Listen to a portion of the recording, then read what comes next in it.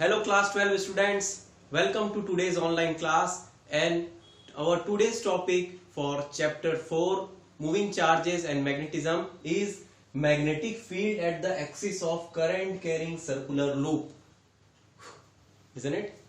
ये मिलता जुलता है, अगला स्टेप है magnetic field at the centre of current carrying circular loop जो हमने पिछले ही लेक्चर में किया, पिछले ही सेशन में किया और आज हम लोग इसे देखने वाले हैं। मगर इसके पहले अभी तक हमने समझा क्या है, बायो-सैवर्ट लॉ, बहुत इंपॉर्टेंट लॉ समझे, उसी बेसिस में सारी चीजें हम कर रहे हैं। बायो-सैवर्ट लॉ में हमने क्या समझा, एक वायर है किसी भी शेप का, उसमें से आई करंट फ्लो हो रहा, तो बायो-सैवर्ट लॉ में बोलता है कि एक पॉइंट पी है, वहां पर इस वायर में करंट फ्लो हो रहा, उसके कारण यहां मैग्नेटिक फील्ड डेवलप होगी। मैग्नेटिक फील्ड की इंटेंसिटी यहां कैलकुलेट करना है, तो मैग्नेटिक फील्ड की इंटेंसिटी के लिए बोला कि एक छोटा सा एलिमेंट ले लो, उसका नाम दे दो डीएल, जिसका डायरेक्शन करंट के डायरेक्शन में होगा और वहां से इस पी का पोजीशन वेक्टर मान लो आर है, तो डीएल एक वेक्टर है और आर एक वेक्टर है, इन दोनों के बीच का एंगल थीटा है, तो उसके हिसाब से मैग्नेटिक फील्ड डीबी, छोटे से एलिमेंट के लिए छोटा सा मैग्नेटिक फील्ड होगा mu naught upon 4 pi into I into DL vector cross product with R vector upon R cube. Sir ये कैसा फॉर्मूला है, हम तो जानते थे कि dB is equal to mu naught upon 4 pi into I DL sine theta upon R square होता है, इतना जानते थे हम। मगर ये वाला वेक्टर सिर्फ मैग्नीट्यूड बता रहा है, डायरेक्शन के लिए हमने राइट थंब यूज किया था, मगर जब वेक्टर फॉर्म में हम पूछें, वेक्टर फॉर्म में बोले कि मैग्नेटिक फील्ड क्या है, तो ये है सही एक्सप्रेशन, इसी से बना है ये, बाय द वे इसी से बना है। कैसे, DL vector into R vector, इन दोनों का वेक्टर का जब प्रोडक्ट करते हैं तो वो DL sine theta into R आएगा, आर कैंसल, आर स्क्वायर बचेगा और साइन थीटा रह जाएगा। मगर मेरे बताने का मतलब ये है कि ये वेक्टर क्वांटिटी दूसरे वेक्टर क्वांटिटी के साथ में प्रोडक्ट हो रहा है, तो उसके कारण एक वेक्टर क्वांटिटी बन रही है, उसके कारण वहां पे एक वेक्टर क्वांटिटी बन रही है, तो उसका डायरेक्शन क्या होगा, हम तो राइट हैंड थंब रूल से निकाल लेते हैं, मगर इसका डायरेक्शन क्या होगा, इसका डायरेक्शन होगा एक ऐसा डायरेक्शन जो डीएल के भी परपेंडिकुलर है और आर के भी परपेंडिकुलर है। मैं क्या बोल रहा हूं यहां पे ध्यान देना, what I am trying to say is that the vector which is made up of the vector which is dependent on the product of dl vector and r vector, दोनों वेक्टर है, उनका क्रॉस प्रोडक्ट हो रहा है, दो vectors का cross product हो रहा है और उससे एक वेक्टर बन रहा है, उसका डायरेक्शन हमेशा ये जो db का डायरेक्शन है वो परपेंडिकुलर टू dl होगा, साथ ही ये db का डायरेक्शन परपेंडिकुलर टू r भी होगा। ऐसा कैसे हो सकता है ये दोनों, तो बिल्कुल ऐसा होगा जैसे कि अभी यहां पर देखो, मान लो ये y एक्सिस है, ये x एक्सिस है, तो ये z एक्सिस है, ये z एक्सिस y के भी परपेंडिकुलर है और x के भी परपेंडिकुलर है। क्या ये बात समझ में देखिए, x axis, y axis, z axis हम बनाते हैं ना u, और u रहता है, बाहर निकला हुआ रहता है z, तो ये भी परपेंडिकुलर, इसके परपेंडिकुलर ये और इसके भी परपेंडिकुलर ये z एक्सिस y और x के दोनों परपेंडिकुलर होता है, 90 डिग्री बनाता है। वैसे ही यहां पर ये जो dB है, ये मैग्नेटिक फील्ड है, वो इन दोनों के परपेंडिकुलर रहती है। कैसे देखें, थंब रूल में देखो, चेक कर लो, ऊपर जा रहा है करंट थंब के डायरेक्शन में, देखो कैसे जा रहा है, ये जा रहा है बोर्ड से अंदर की ओर,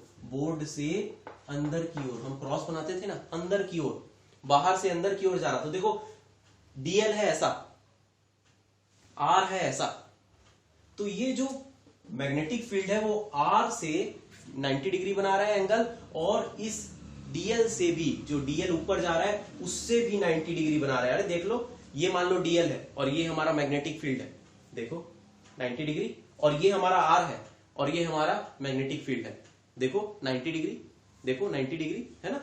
इन that way what I am trying to say is that जब भी हमको ऐसा क्रॉस प्रोडक्ट दिखता है ना, तो जो बन रहा है उससे वेक्टर वो दोनों के परपेंडिकुलर होता है। और वो आज काम आने वाला है magnetic field due to magnetic field at the axis of current carrying circular loop में। देखते हैं कैसे। तो चलो स्टार्ट करते हैं। Magnetic field at the centre of current carrying magnetic field at the axis of current carrying circular loop. बहुत ही इंटरेस्टिंग टॉपिक है, बहुत ही फेवरेट टॉपिक है बोर्ड के लिए। दैट्स व्हाई आज हम सिर्फ इसी टॉपिक को समझेंगे। Let's do it.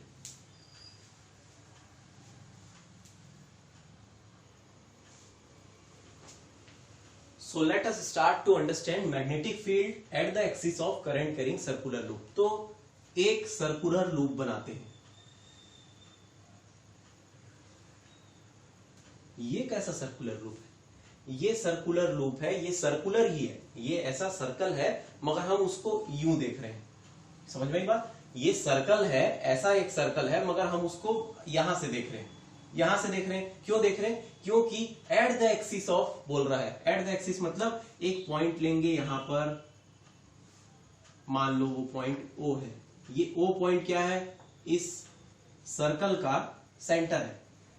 मान लो इस सर्कल का R रेडियस है, ठीक, R रेडियस है और इसके एक्सिस में मतलब ये जो सेंटर है ना, ये एक सर्कल है, ये इसका सेंटर है और इसके एक्सिस में एक पॉइंट P ले रहे हैं हम लोग, एक पॉइंट P ले रहे हैं हम लोग यहां पर, पॉइंट P ले रहे हैं यहां पर, ठीक। अब इस पॉइंट P पे हमें मैग्नेटिक फील्ड कैलकुलेट करनी है। हम अभी तक क्या किए थे? ये सर्कल था, इसमें करंट फ्लो हो रहा है। अच्छा, करंट के बारे में नहीं बताया मैंने, है ना। करंट फ्लो हो रहा है, कैसे करंट फ्लो कराऊं मैं? हाँ चलो ऐसे कराता हूं करंट फ्लो। ऐसा एक करंट फ्लो हो रहा, आई करंट फ्लो हो रहा, यूं घूम रहा है करंट, करंट यूं फ्लो हो रहा। यहां पर मैग्नेटिक फील्ड की इंटेंसिटी कैलकुलेट करना है। ऑब्वियस सी बात है, मैग्नेटिक फील्ड क्रिएट होगा। मैग्नेटिक फील्ड की इंटेंसिटी कैलकुलेट करना है P पॉइंट पे। पहले हम लोग इस सेंटर में कैलकुलेट कर चुके हैं, अब हम लोग उसके एक्सिस में आगे बढ़े। मान लो इसकी दूरी यहां पर x है, ये दूरी x है, O से सेंटर से x दूरी है, ठीक, O से सेंटर से x दूरी है, ठीक। यहां पर हमें कैलकुलेट करना है, P पॉइंट पर कैलकुलेट करना है मैग्नेटिक फील्ड। अच्छा एक बात है, हम लोग P पॉइंट पर मैग्नेटिक फील्ड कैसे कैलकुलेट कर सकते हैं? कैसे कैलकुलेट कर सकते हैं? हम लोग बायो-सेवर्ट लॉ से क्या जानते हैं? By Biot Savart law we already know that by Biot-Savart law we cannot calculate whole magnetic field। whole wire के कारण मैग्नेटिक फील्ड नहीं कैलकुलेट कर सकते। करंट कैरिंग वायर एक छोटा सा एलिमेंट ले लेते हैं। तो चलो एक छोटा सा एलिमेंट ले लेता हूं मैं, DL एक छोटा सा एलिमेंट ले लिया। देखो करंट ऐसा घूम रहा, तो करंट के डायरेक्शन में इसका डायरेक्शन होता है DL वेक्टर का, ठीक।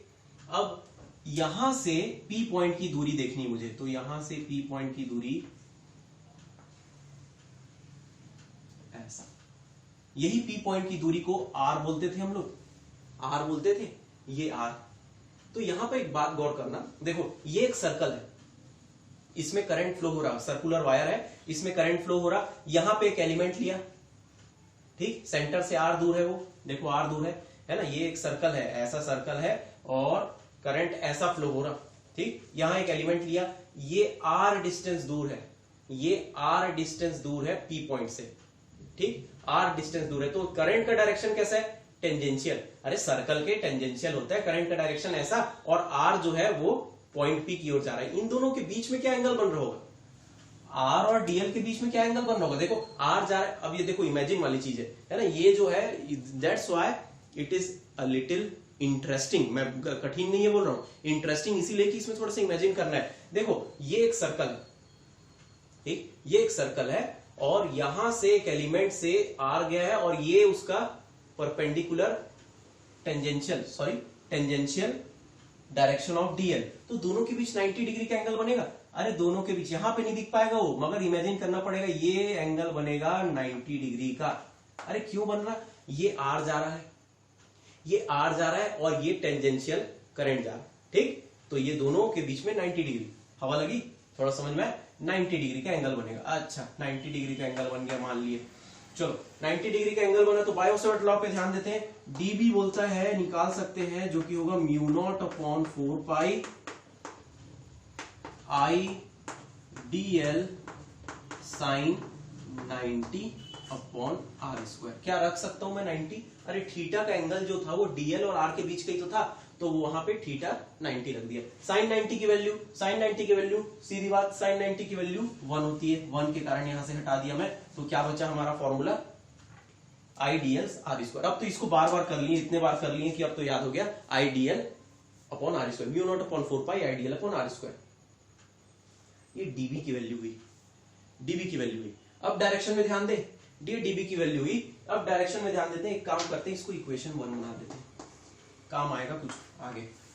अरे हर बार काम आया, यही काम आ रहा है बार बार। ठीक, अब डीबी पे ध्यान देते हैं। देखिए डीबी के डायरेक्शन में देखो,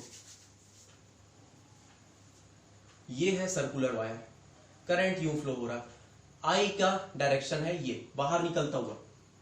अब मैं कैसे बनाऊं बाहर निकलता हुआ, ऐसे बोर्ड में ये बाहर निकलता हुआ है ना, ये वायर है, ये ऐसा वायर है, बाहर निकलता हुआ करंट का डायरेक्शन है। उस पॉइंट डीएल पे पॉइंट पे करंट का डायरेक्शन ऐसा है ना, सर्कल ऐसा है, तो करंट बाहर जा रहा। अरे बाहर मतलब बोर्ड से ऐसे जा रहा, ऐसे जा रहा, मतलब डायरेक्शन ये है। अब देखो ऐसे, पी पॉइंट कहां पे है?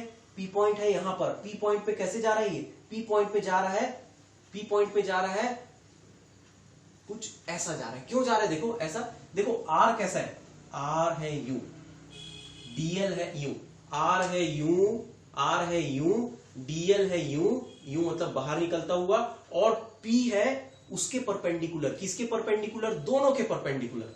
दोनों के परपेंडिकुलर कैसे हो सकता है? आप देखो डीएल के परपेंडिकुलर कैसे होगा, डीएल के परपेंडिकुलर कैसे होगा, उसको समझाने के लिए मैं भी आपको बताता हूं डीएल के परपेंडिकुलर कैसे होगा।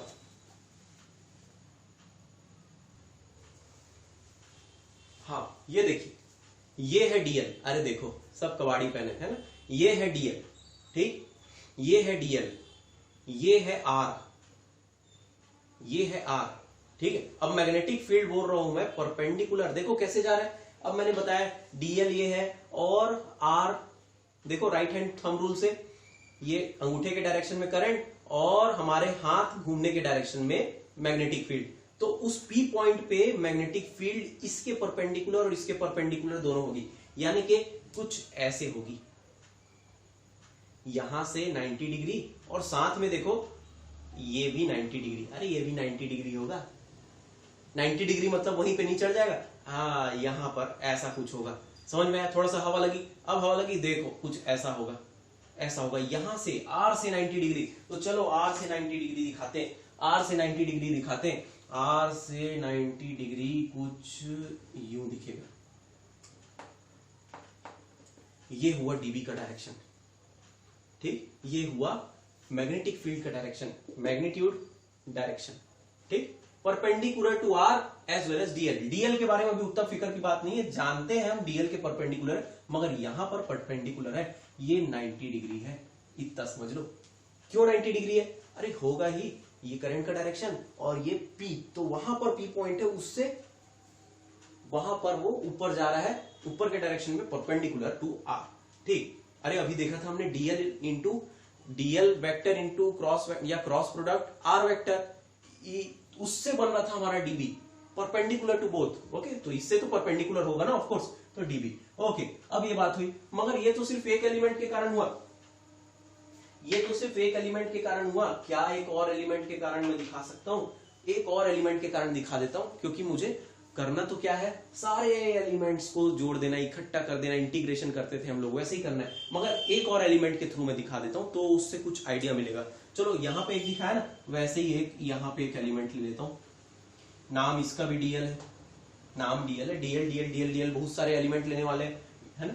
अब देखो ये है सर्कुलर लूप, यूं है, ये यूं है ऐसा, ठीक, इस पॉइंट पे यहाँ पे एक डीएल है, देखो क्या हो रहा, ऐसा करंट कैसा घूम रहा है, ऐसा, यहां पे अंदर जा रहा है करंट, यहां अंदर जा रहा है, और उसी डायरेक्शन में हमारा डीएल है, उसी डायरेक्शन में हमारा डीएल है, ऐसा। अब मैं कैसे दिखाऊं, अंदर की ओर जा रहे हैं ना, अंदर की ओर जा रहे हैं, डायरेक्शन ऐसा, ऐसा डीएल, ठीक है, अंदर की ओर जाता हुआ डीएल है हमारा,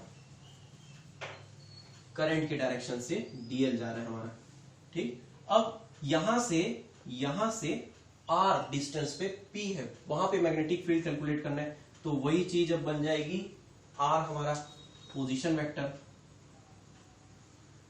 ये भी आर के बराबर होगा, ऑफ कोर्स आर के बराबर होगा।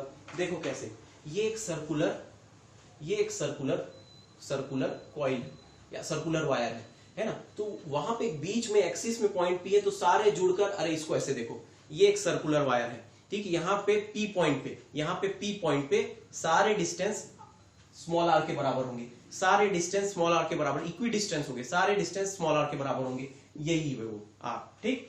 अब देखो ये भी आर, ठीक, ये डीएल, यहां पे कितना मैग्नेटिक फील्ड बनेगा, इतना ही बनेगा, mu naught upon 4 pi I DL upon R square. क्यों? क्योंकि यहां भी 90 डिग्री बनाएगा, बिल्कुल वही चीज। मगर डायरेक्शन के बारे में देखते हैं,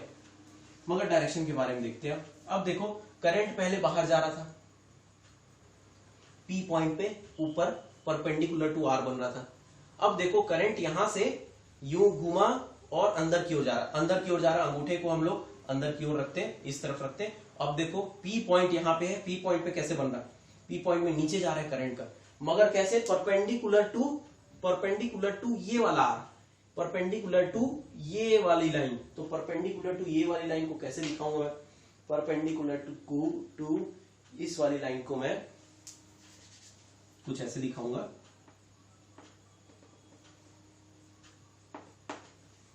चलो यहां के परपेंडिकुलर ना, इसके परपेंडिकुलर ऐसे, ये होगा डीबी। सर ये भी डीबी, हाँ छोटा एलिमेंट डीएल, उसके लिए ये वाला डीबी, ये वाला डीएल, इसके लिए भी डीबी, दोनों का मैग्नीट्यूड सेम है, डायरेक्शन अलग होने से घबराना नहीं है, कुछ अच्छा जुगाड़ करते हैं हम लोग, देखते हैं क्या होगा। मगर इतनी बात है कि ये यहाँ पे 90 डिग्री बना रहा है, ये डीबी भी यहाँ पे इस आर से 90 डिग्री बना रहा है, ठीक। अब समझने की बात है, यहाँ पर हम लोग एक चीज देखते हैं कि ये एंगल ओपी और ये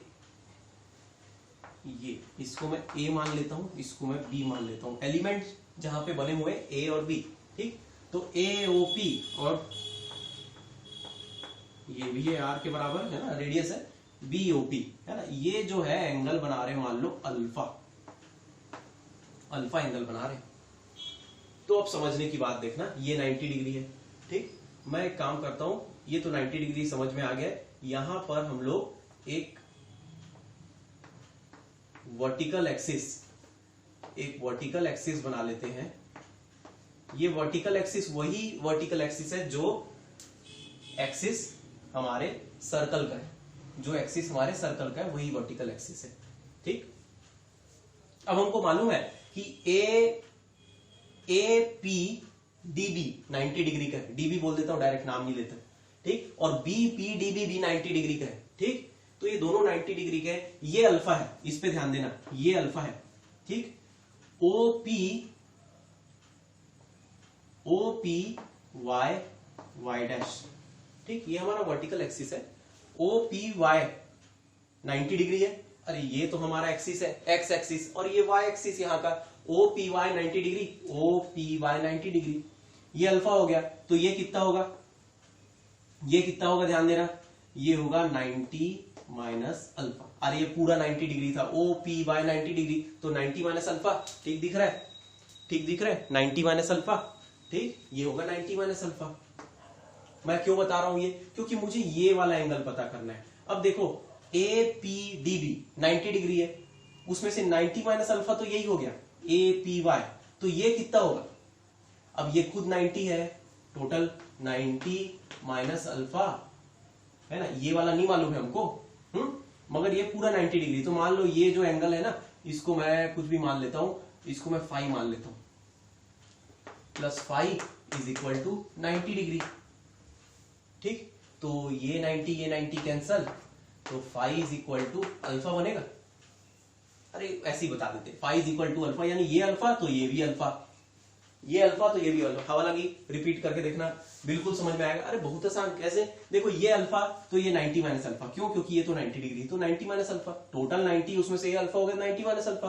अब देखो ये 90 माइनस अल्फा, मगर ये खुद 90 डिग्री का है, तो ये अल्फा हो जाएगा, समझने की बात है, ये अल्फा हो जाएगा। वैसे ही ये अल्फा तो ये भी अल्फा,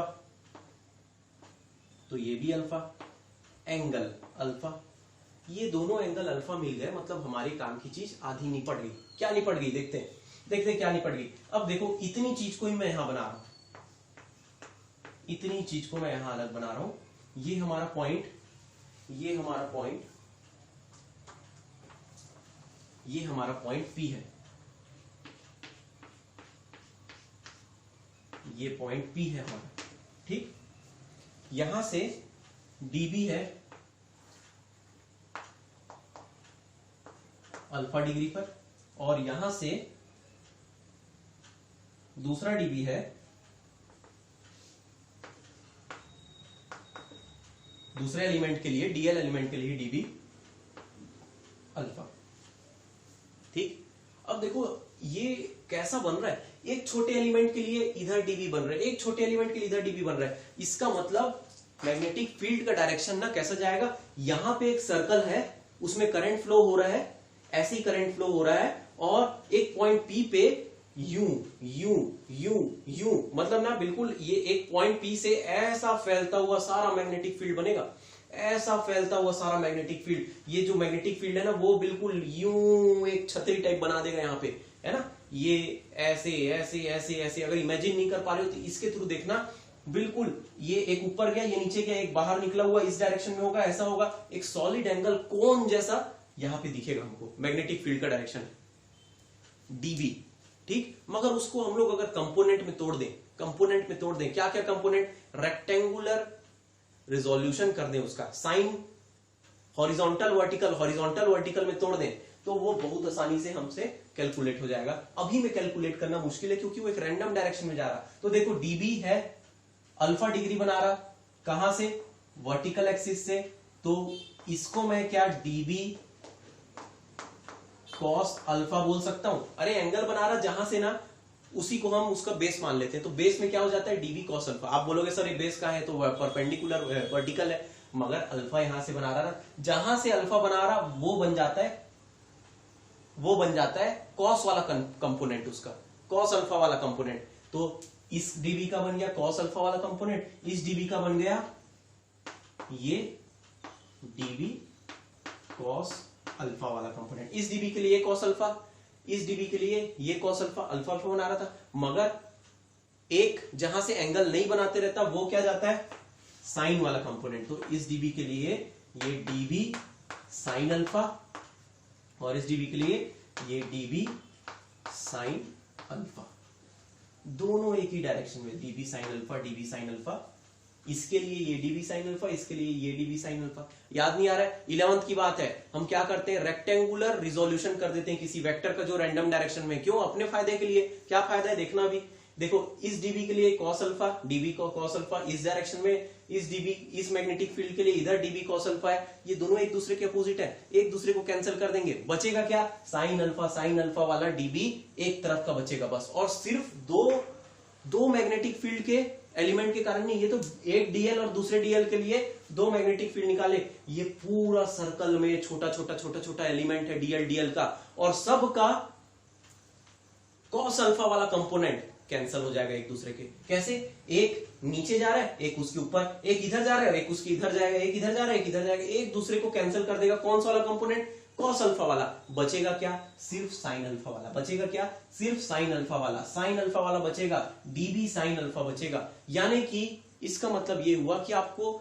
इस पूरे circular loop, current carrying circular loop के कारण एक्सिस में कोई पॉइंट में मैग्नेटिक फील्ड कैलकुलेट करना है, तो आप क्या करो, बी नेट सीधा लिखो, बी नेट कैलकुलेट करना है।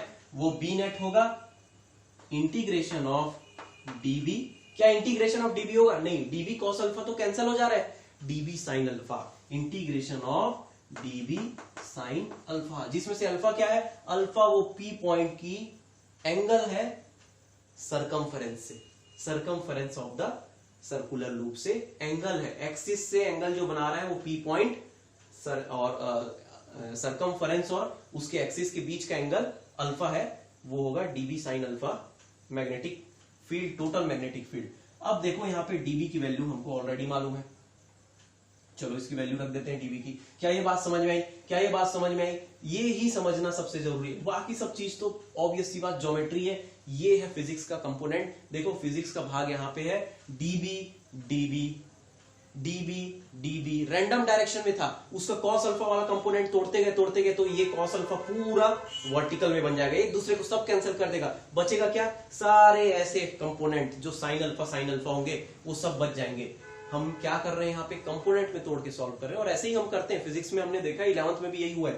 तो चलो वैल्यू रखता हूं, इसको मिटाया जाए, इसको मिटाया जाए, इसको मिटाया जाए, चलो इसको कंपोनेंट में तोड़ दिए, मिल गया, बी नेट की वैल्यू मिलेगी, B net is equal to, value रखते हैं, mu naught upon 4 pi I D L upon R square into sine alpha, into sine alpha.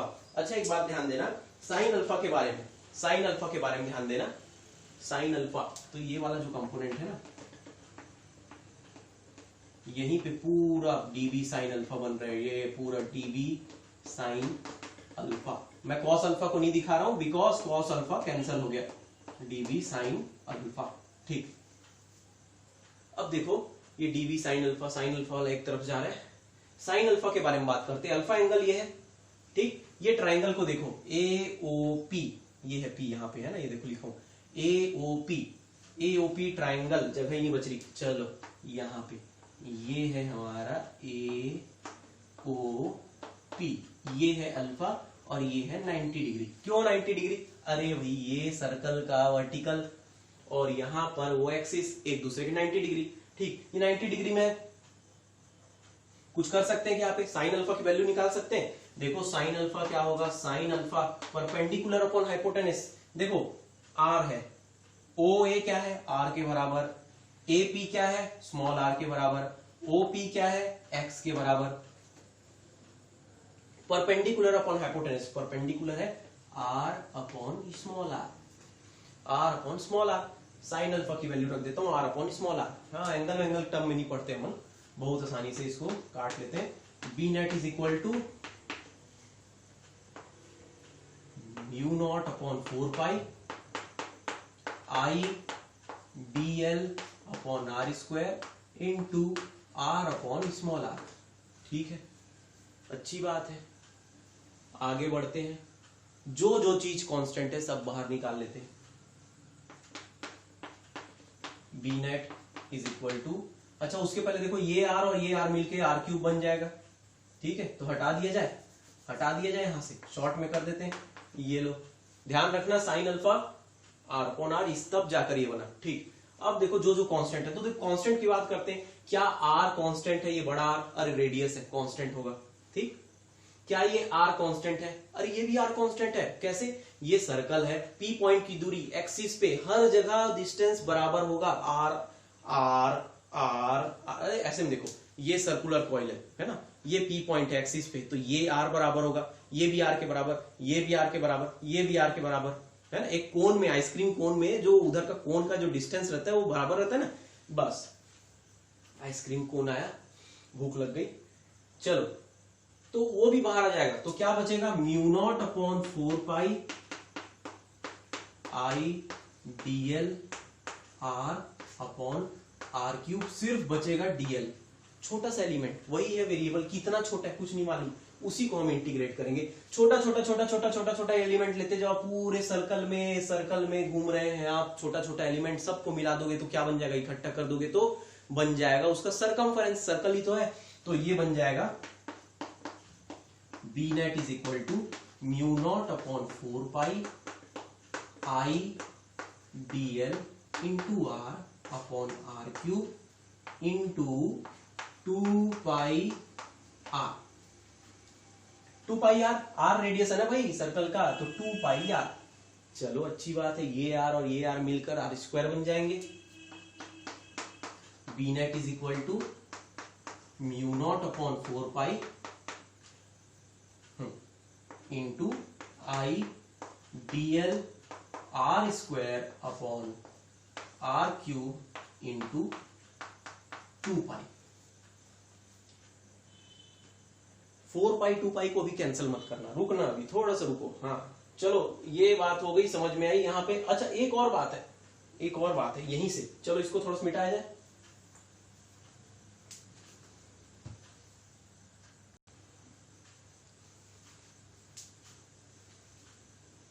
हाँ जी, तो मिटा दिए। तो देखिए अब ये आर क्यूब के बारे में सोचते हैं। ये देखो ये आर जो है ना ये खटक रहा है यहाँ पे। क्यों खटक रहा है? देखो ये रेडियस होता है भाई, ये रेडियस के बारे में दिया रहेगा मान लो क्वेश्चन में, और डिस्टेंस दे दिया जाएगा सेंटर से। ये वाला जो टेढ़ा वाला जो आर है ना वो खटक रहा है, क्यों ना उसको वहां से हटा दिया जाए। हटाने का काम कैसे होगा? क्योंकि हटाना नहीं भी हटाओगे तो भी चलेगा, बट ये थोड़ा सा और ऑथेंटिक थोड़ा लगना चाहिए कि क्वेश्चन में पूछा जाए। देखो आपको ये तिरछा सा वाला डिस्टेंस देगा क्या? सरकमफेरेंस से कोई डिस्टेंस देगा क्या? नहीं देगा क्वेश्चन में। तो इसीलिए इस डायग्राम में देखते हैं एओपी में, ट्राइंगल में एओपी में परपेंडिकुलर आर हमारा रेडियस है, एक्स सेंटर से पी पॉइंट की दूरी, और ये आर है वो है हाइपोटेनस जो उस सरकमफेरेंस से वायर से टेढ़ी वाली दूरी है पी पॉइंट की। तो इसको मैं पाइथागोरस थ्योरम लगा सकता हूं कि पाइथागोरस थ्योरम में पाइथागोरस फॉर्मूला से अपने पास क्या मिल रहा है? पाइथागोरस फॉर्मूला से परपेंडिकुलर का स्क्वायर यानी आर का स्क्वायर प्लस एक्स का स्क्वायर बेस का square is equal to small R का स्क्वायर। ठीक, हाइपोटेनस का square is equal to small perpendicular का स्क्वायर प्लस बेस का स्क्वायर। ठीक, इसमें से आर की वैल्यू मिल जाएगी मुझे, आर इज इक्वल टू मिल जाएगा are square plus X square का whole under root. Whole under root को अपॉन 1/2 लिख सकता हूं के पावर में 1/2 का मतलब यही होता है। क्यों कर रहा हूं? क्योंकि यहां पे आर क्यूब है, मैं आर की वैल्यू को यहां पे रखूंगा तो अंडर रूट के पावर 3 मिलेगा। अंडर रूट के पावर 3 उससे अच्छा, चलो वैल्यू पुट करके देखता हूं क्या बन जाएगा। यही चीज बन जाएगी V net is equal to mu naught upon 4 pi I DL into R square, 2 pi भी रख लो, अपॉन में R square plus X square, R square plus X square to the power 1/2 into 3। देखो 1/2 पहले से और आर क्यूब भी था तो 3/2 बन जाएगा, है ना। 3/2 दिख रहा है ठीक से, 3/2 और ये है हमारा एक्सप्रेशन। ये है हमारा एक्सप्रेशन याद करने वाला। सर ये तो बहुत डेंजर है। कोई डेंजर नहीं, कोई डेंजर नहीं है, ये अभी और आसान बन जाएगा। ये बहुत खतरनाक नहीं है, इससे और खतरनाक फॉर्मूले आने वाले हैं 12th में, है ना। नहीं, इट इज ऑल्सो इतना है कि ये याद रह सकते हैं। क्या याद रखना है? देखो R square plus X square के टू द पावर 3/2 ये जरूर है ना। नीचे में ये रख दिए हमने। क्यों रखे? क्योंकि ये जो आर डिस्टेंस है ना, एलिमेंट से आर डिस्टेंस आपको नहीं देने वाला, आपको सेंटर पॉइंट से पी पॉइंट की दूरी दे देगा, रेडियस ऑफ द सर्कल दे देगा। तो ये सब चीजें देनी, ये वाले को हमको हटाना ही पड़ता। तो क्या बन गया formula? B net total magnetic field is equal to mu naught upon 4 pi into I into DL into R square into 2 pi upon R square plus X square, X क्या है? दूरी है पॉइंट पी की, whole to the power 3/2, whole to the power 3/2। तो ये हुआ हमारा expression, ये हुआ हमारा एक्सप्रेशन, ये हमारा डेरिवेशन हुआ। ऐसा कभी आएगा magnetic field at the axis of current carrying loop, तो ये आएगा। अभी देखो एक चीज और कर सकते हैं, बात बिगाड़ सकते हैं या सुधार सकते हैं। आप 4 पाई और 2 पाई को कैंसिल कर दो। तो मैं तो बोलता ही नहीं, मैं तो पहले ही बताया था आप कैंसिल ना करें, क्योंकि उसकी जरूरत पड़ती है। म्यू नॉट अपॉन 4 पाई की वैल्यू हमको रखनी पड़ती है, तो ऐसा कैंसिल ना करें। बाय द वे अभी कभी मिले आपको, कभी एक्सप्रेशन ये मिले कि ये 4 पाई और 2 पाई को कैंसिल कर देगा, तो ये एक्सप्रेशन क्या बन जाएगा, तो घबराने की बात नहीं है। वो अगर आपको कभी ऐसा दिखे, क्या दिखे कि B net mu naught upon 4 pi into I dl R square into 2 pi की जगह हम देखो क्या होगा, 2 पाई पाई कैंसिल और यहां पे 2 बचाएगा बस, upon R square plus X square whole to the power 3/2 दिखे तो घबराना नहीं, यही फॉर्मूला है, बस वो 2 पाई और 4 पाई को कैंसिल करके अपॉन 2 लगा दिया यहाँ पे। ठीक, ये ऐसा दिख जाएगा, कुछ ऐसा दिख जाए तो भी वो सेम है, तो भी सेम है, बस इसमें एक फेर हो जाएगा आपका। यहाँ पे एक ध्यान रखने वाली बात ये हो जाएगी कि आप इसको याद रखना कि ये भी magnetic field at the axis of current carrying circular loop के बराबर है।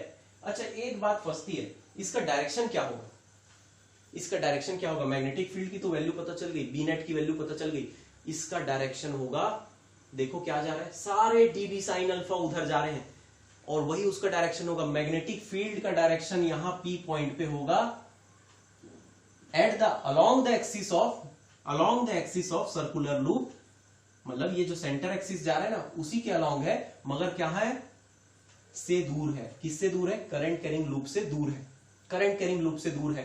ठीक, देखो कैसा है, पी पॉइंट पे एक्सिस में है, देखो ये सर्कल है हमारा, ऐसा सर्कल है तो वो पी पॉइंट है एक्सिस में, तो एक्सिस के अलोंग है मगर एक्सिस से दूर जा रहा है, एक्सिस से दूर जा रहा है, away from the circular loop. Axis से दूर जा रहा है मतलब एक्सिस में है और सर्कुलर लूप से दूर जा रहा है, डीबी साइन अल्फा बाहर की ओर है ना, ये इसका डायरेक्शन बता रहे हैं। टोटल बी नेट का डायरेक्शन क्या है, पी से दूर जाता हुआ एक्सिस में। ठीक, ये हुआ बात। अब देखो यहीं पे बात हुई, डायरेक्शन में क्या लिखेंगे, along the axis,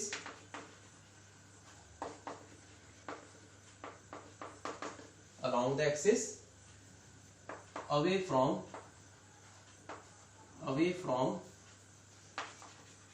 the circular loop, away from the circular loop। कब? जब करंट ऐसा फ्लो हो रहा, जब करंट देखो कैसे फ्लो हो रहा, ऐसा फ्लो हो रहा, हम इधर से देख रहे हैं, पीछे से देख रहे हैं तो हमको क्लॉकवाइज दिख रहा है, और पी पॉइंट पे खड़े होके देखेंगे ना तो हमको एंटी क्लॉकवाइज घूमता हुआ दिखेगा। तब क्या होगा, करंट का डायरेक्शन, मैग्नेटिक फील्ड का डायरेक्शन पी पॉइंट पे एक्सिस में दूर जाता हुआ। ठीक, ये बात हुई। अभी देखो इसके पहले हमने क्या पढ़ा था, magnetic field at the centre पढ़ा था, एक्सिस की जगह सेंटर पढ़ा था ना, यानी कि ये जो एक्स डिस्टेंस था ना वो 0 की वैल्यू थी। अरे ये पी पॉइंट को पास लेते जाओ, पास लेते जाओ, इसके सेंटर में ले जाओ तो एक्स की वैल्यू क्या हो जाएगी, 0 हो जाएगी। रख के देखो यहाँ 0, रख के देखो 0, देखो ये 0 का स्क्वायर हट गया, आर स्क्वायर, देखो हाँ मिटा दूं, मिटा कर देते, कोई बात नहीं, मिटा के कर लेते, मिटा कर लेते हैं। ये हमारा फॉर्मूले से अगर वो पिछला फॉर्मूला हमारा आ गया, पिछला डेरिवेशन आ गया तो हम सही है। देखो ये x की वैल्यू 0 रख दो, for p at o x should be equal to 0। तो चलो इस फॉर्मूले में x की वैल्यू 0 रखते हैं, तो B net is equal to क्या मिलेगा, B net is equal to mu naught upon, ऐसे इसमें रखता हूं है ना, इसमें 2 वाला आ रहा है, इसमें mu naught upon 4 pi into I dl into R square into 2 pi upon, देखो 0 रखा, ये हट गया, यानी कि बचेगा आर स्क्वायर अपॉन 3/2। ठीक, अब देखो आर स्क्वायर इंटू 3/2 का मतलब 2 कैंसल, अरे होगा ना, ऐसा लिख सकता हूं, आर स्क्वायर यानी 2 इंटू 3/2, तो 2 कैंसल, क्या बचेगा, सिर्फ क्यूब बचेगा, आर क्यूब। ठीक, अभी R square upon R cube एक दूसरे को इन लोग कैंसिल करेंगे, मतलब बचेगा सिर्फ नीचे में एक R, mu naught upon 4 pi into I into dl upon R into 2 pi. अरे यही तो था फॉर्मूला, यही तो था formula at the centre of a circle, current carrying circular loop में सेंटर पे यही फॉर्मूला आता था, यानी हम लोग बिल्कुल सही चल रहे हैं, कोई गलती नहीं की। डायरेक्शन क्या था, डायरेक्शन क्या था, डायरेक्शन भी बिल्कुल वही था, सेंटर ऑफ अपना आप करंट के डायरेक्शन में रखो, बाहर निकलता हुआ या अंदर जाता हुआ, ऐसा ही कुछ होगा। ठीक है ना, कैसा है इस अकॉर्डिंग टू द करंट कैसे फ्लो हो रहा है, क्लॉकवाइज घूम रहा है कि एंटी क्लॉकवाइज घूम रहा है, वैसा हो गया था। तो बिल्कुल सही, हम लोग सही चल रहे हैं यहाँ पे। तो चलो यहां पर अपने को ये समझ में आ गया, यहां पर अपने को ये समझ में आ गया कि करंट अगर एक सर्कुलर लूप से गुजरे तो एक्सिस में, उसके सेंटर के एक्सिस में क्या मैग्नेटिक फील्ड बनेगा। वहां से हमने पता कर लिया कि जो पहले बनाए थे वो भी सही है कि नहीं, वो भी सही है, डायरेक्शन भी देख लिए, ये भी सही है। चलो एक बात देखते हैं, यही पी पॉइंट अगर कहीं यहां पे रहता, यही पी पॉइंट अगर यहां पे कहीं रहता तो क्या होता।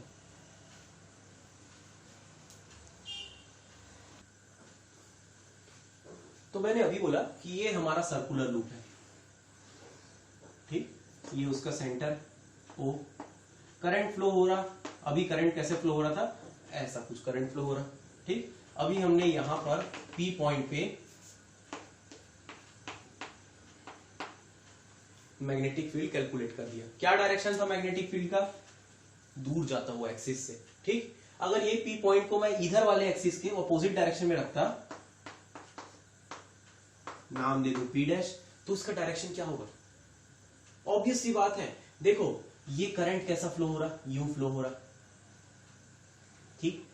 डीएल के बात करते हैं, डीएल कैसा है, कोई भी एलिमेंट ले लो बाहर निकलता हुआ ब्लैक बोर्ड से, वो पी पॉइंट को, पी पॉइंट पे कैसा बना रहा था, magnetic field, magnetic field perpendicular बना रहा था, परपेंडिकुलर बना रहा था, ठीक। अब वही चीज उसकी क्या हो रही थी, उसकी कुछ एंगल में जा रही थी, एक रैंडम डायरेक्शन में जा रही थी, एक एंगल बनाते हुए, अल्फा एंगल बनाते हुए जा रही थी वर्टिकल से, उसका सिर्फ एक कंपोनेंट काम किया, कौन सा, हॉरिजॉन्टल कंपोनेंट काम किया, बाकी तो कैंसिल हो गया, वर्टिकल कंपोनेंट सारे कैंसिल हो गए। अब वही अंगूठे को इधर घुमा के ले आओ, ठीक, वही कंपोनेंट को, वही पाम को इधर घुमाते हुए ले आओ, देखो ये भी ना आर के परपेंडिकुलर बनाएगा, ये भी आर के परपेंडिकुलर बनाएगा, ठीक, आर के परपेंडिकुलर बनाएगा, ये भी बात समझ में आ रही है। आर कैसा रहता है, यहाँ पे ऐसा रहता और परपेंडिकुलर बनाता, क्या बात कर रहा हूं मैं, फिर से देखो, यही ये एलिमेंट है, ये एलिमेंट के लिए ये पी में ऐसा गया, कैसा गया था, ऐसा गया था डीबी।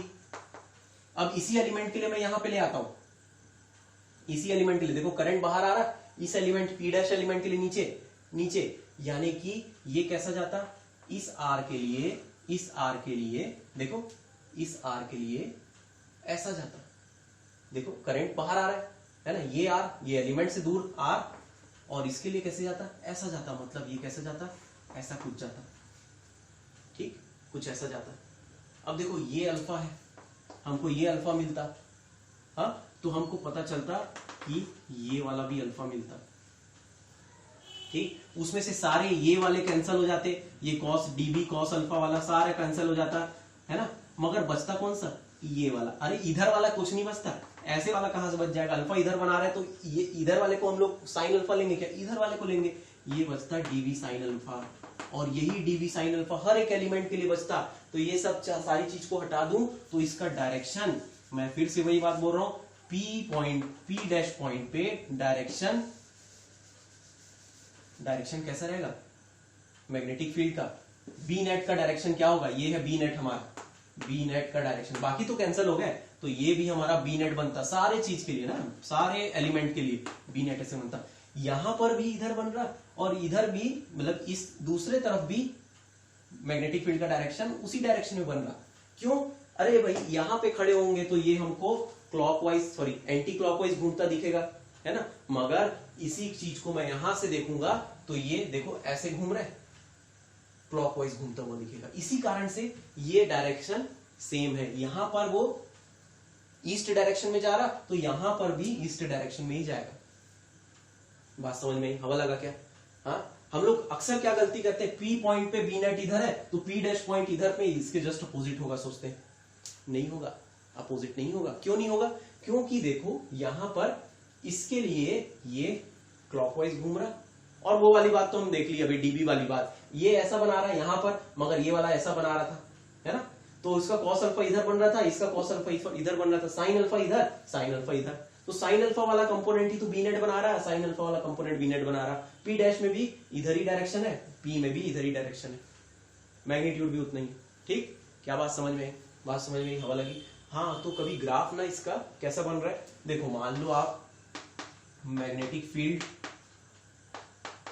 और डिस्टेंस के बीच का ग्राफ बनाए, मैग्नेटिक फील्ड और डिस्टेंस के बीच का ग्राफ, एक्स क्या था, पॉइंट पी की दूरी ओ से, दूर करते जाओ, पास में सबसे तगड़ा, पास ओ पॉइंट पे सबसे ज्यादा तगड़ा मैग्नेटिक फील्ड है, वैल्यू मैक्सिमम है, दूर जाते जाओ तो वैल्यू कम होती जाएगी, दूर जाते जाओ तो वैल्यू कम होती जाएगी, कम होती जाएगी, कम होती जाएगी, कम होती जाएगी, और इंफिनिटी में जाके जीरो होगी। इस तरफ का x positive x negative x लेंगे तो भी उसकी वैल्यू पॉजिटिव रहेगी, मैग्नेटिक फील्ड की वैल्यू पॉजिटिव रहेगी, नेगेटिव नहीं लेना है, ठीक, और इंफिनिटी में जाके जीरो होगी, है ना, ऐसा नहीं होगा, नेगेटिव नहीं लेना है, मैग्नेटिक फील्ड का डायरेक्शन उल्टा नहीं होगा, क्यों नहीं उल्टा होगा, क्योंकि देखो बी नेट भी इधर है और ये भी इधर, इसलिए ऐसा ग्राफ बनेगा, है ना, ये ग्राफ आप दिए हुए हैं आपके बुक में, इसीलिए मैं इसको बता रहा हूं, otherwise for the board point of view it is not so necessary, for the NEET और JEE और जो भी कॉम्पिटिटिव एग्जाम्स होते हैं उसके पॉइंट ऑफ व्यू से ये थोड़ा इंपॉर्टेंट था। ठीक, ये बात समझ में आई। चलो एक छोटा सा न्यूमेरिकल देखते हैं। छोटा सा न्यूमेरिकल है, बहुत प्यारा सा न्यूमेरिकल है और पूरा कॉन्सेप्ट उससे क्लियर हो जाएगा। Let us see that numerical and try to solve it.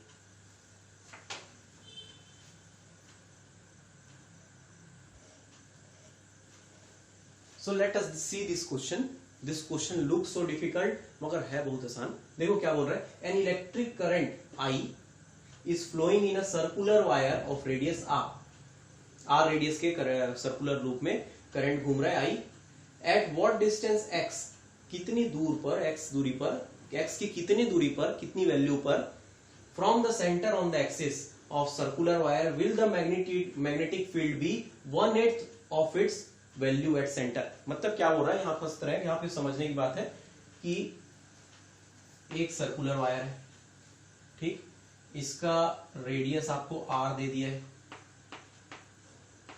ठीक, करंट फ्लो हो रहा है आई, कोई भी डायरेक्शन ले लो, आई करंट फ्लो हो रहा बोल रहा हूं, ठीक। तो बोलता है कि ये मान लो एक्स दूरी है, पॉइंट पी है, ठीक। तो जितना वैल्यू इसके सेंटर ओ पे रहता है ना, मैग्नेटिक फील्ड की वैल्यू ओ सेंटर में रहती है, तो बताओ कितने दूर पर 1/8 हो जाएगी। हमको मालूम है सेंटर पे सबसे मैक्सिमम होती है उसकी वैल्यू, सेंटर पॉइंट पे सबसे ज्यादा मैक्सिमम होती है उसकी वैल्यू, किसकी, मैग्नेटिक फील्ड की।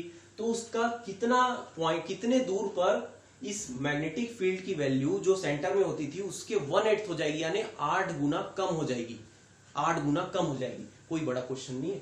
कैसे, हमको दोनों फॉर्मूले तो मालूम है, हमको मालूम है we know that magnetic field at center of circular loop क्या होता है, मैग्नेटिक फील्ड की वैल्यू है mu naught upon 4 pi I, क्या था, आई अपॉन आर लेंगे, हाँ, इंटू 2 पाई, याद आ रहा है, आई इंटू आर अपॉन 2 पाई, ये होता है सेंटर पे। इक्वेशन 1 डाल देते हैं, ठीक, इक्वेशन 1 डाल देते हैं। चलो अब एक चीज अभी हमने डिराइव किया है कि magnetic field at axis of current carrying circular loop, current carrying circular loop, चलो करंट कैरिंग सर्कुलर लूप, तो वो क्या था, B is equal to mu naught upon 4 pi into I into R square into 2 pi upon R square plus X square का 3/2, ठीक, R square plus X square का 3/2, बिल्कुल सही।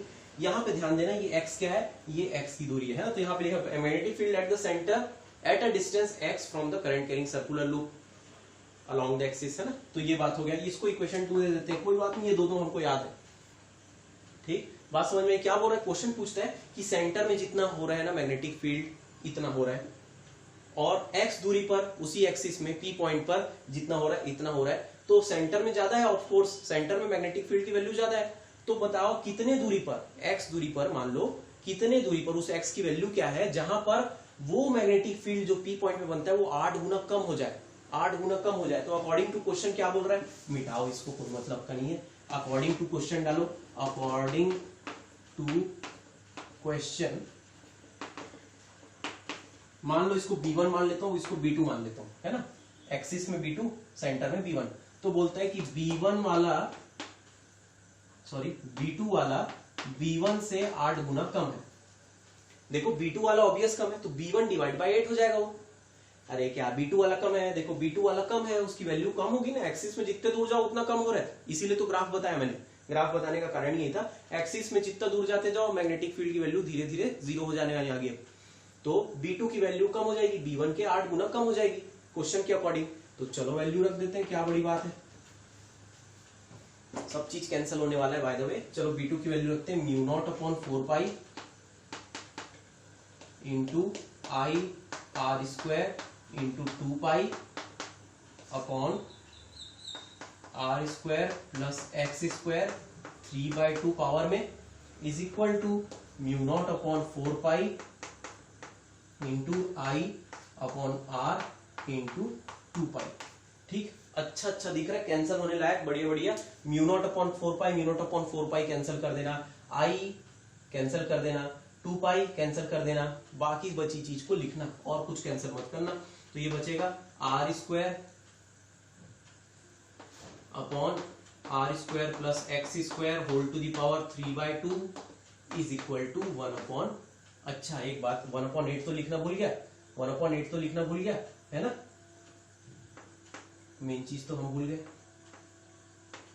होल अपॉन 8 लिख दो, चलो होल अपॉन 8 लिख दो। ठीक, तो ये r इसके साथ में मल्टीप्लाई होकर 8r बना देगा। अरे देखो न्यूमरेटर का डिनोमिनेटर डिनोमिनेटर के साथ मल्टीप्लाई हो जाएगा, 8r बना दिया। ठीक, आगे बढ़ते हैं, मिटाया जाए इसे, चलो देखते हैं आगे क्या मिलेगा। मिलेगा कुछ ना कुछ, x की वैल्यू 8r इधर ले आओ, 8r क्यूब बन गया, ये पूरा 1 से मल्टीप्लाई कर दो, R square plus X square whole to the power 3/2 बन गया। ठीक दिख रहा है, ठीक दिख रहा है, ठीक दिख रहा है। चलो देखो इसकी बारे, देखो ये क्या है, क्यूब अपॉन अंडर रूट 3/2, तो ये 3 को इधर ले आता हूं मैं, क्या बन जाएगा वो 8r cube to the power 1/3 is equal to R square plus X square 1/2। अरे 3 क्यूब था, उसको इधर ले आया, पावर को ले आया ना इधर, तो पावर भी 1 में बन गया 1/3। अब देखो ये 3 इंटू 1/3 और 8 का क्यूब रूट 2 होता है, 8 का क्यूब रूट 2 होता है, तो ये बन जाएगा 2r। क्या गलत, बायो वाले क्या गलत किया मैंने, नहीं देखो r into R cube to the power 1/3, वो बन गया r। अरे 3 इंटू 1/3, 3 कैंसल, और क्यूब रूट ऑफ 8 2 होता है, अरे 2 इंटू 2 8 होता है, तो क्यूब रूट। ठीक, R square plus X square 1/2। अब देखो ये 1/2 को यहीं पे, यहाँ पर इस पावर को, अरे अंडर रूट है, 1/2 का मतलब अंडर रूट, इधर आएगा तो स्क्वायर बन जाएगा, तो इसका स्क्वायर हो जाएगा, तो ये बन गया 4r square is equal to R square plus X square. अब बना कुछ काम का, आर स्क्वायर को इधर ले आओ या फिर इधर ले आओ, 4r square minus R square is equal to X square. X की वैल्यू निकालनी हमें, वही तो बोल रहा है कितने दूरी पर, है ना, एट व्हाट डिस्टेंस, एक्स की वैल्यू निकालना है। तो चलो ये बन जाएगा X square is equal to 3r square, 3r square, यहीं पे सॉल्व करूं। ठीक, ये स्क्वायर को इधर ले आओ तो अंडर रूट बन जाएगा, x is equal to, X की वैल्यू निकाल ली ना, एक्स स्क्वायर की नहीं, ये हो जाएगा under root of 3r square, R square बाहर आ जाएगा अंडर रूट के, क्या बचेगा, x is equal to plus minus r under root 3। ये r क्या है, radius of that circular wire, r under root 3। Plus minus क्यों आया, हो सकता है वो r इधर हो, सॉरी मैं क्या बोला, हाँ हो सकता है वो x इधर हो या हो सकता है वो x इधर भी हो, नेगेटिव या पॉजिटिव दोनों हो सकता है, मगर कितने दूर पर, r radius of that circular wire में मल्टीप्लाई कर दो अंडर रूट 3 की दूरी, उतने दूर पर मैग्नेटिक फील्ड 1/8 हो जाएगी सेंटर के कंपैरिजन पे। क्या समझ में आया, क्या बोला मैंने, क्वेश्चन के अकॉर्डिंग क्या पूछा था, magnetic field intensity at the centre is maximum, you already know, मगर कितने दूर पर वो 1/8 8 गुना कम हो जाएगी, कितने दूर पर, रेडियस के अकॉर्डिंग नापा है यहाँ पे, रेडियस जितना है ना उस सर्कुलर लूप का, उसमें अंडर रूट 3 यानी 1.732 मल्टीप्लाई कर दो, अरे आर की वैल्यू दी नहीं है यहाँ पे, एक फॉर्मूला टाइप बन गया, उतने दूर पर 1/8 हो जाएगी, 8 गुना कम हो जाएगी, एक्स वही दूरी है, इधर भी हो सकता है वो सर्कुलर लूप के, इधर भी हो सकता है उधर भी हो सकता है, प्लस माइनस क्यों लाया मैंने, क्योंकि अंडर रूट से बाहर निकाले ना तो प्लस माइनस लगाते हैं हम मैथ्स में, बायो वाले भी जान लो। ठीक, सो दिस इज इट, एक आसान सा question, this kind of question is also asked, sometimes it is asked in board, but derivation 3 number 5 number का कुछ आ सकता है, ये वाला है ना, ऐसा पूछा गया है, इसलिए आई एम सेइंग न्यूमेरिकल इसमें से अक्सर कभी पूछा नहीं है, पूछ ले तो कोई बात नहीं, we are ready for that. This is it for today. I hope you have understood. Keep studying. Have a nice day.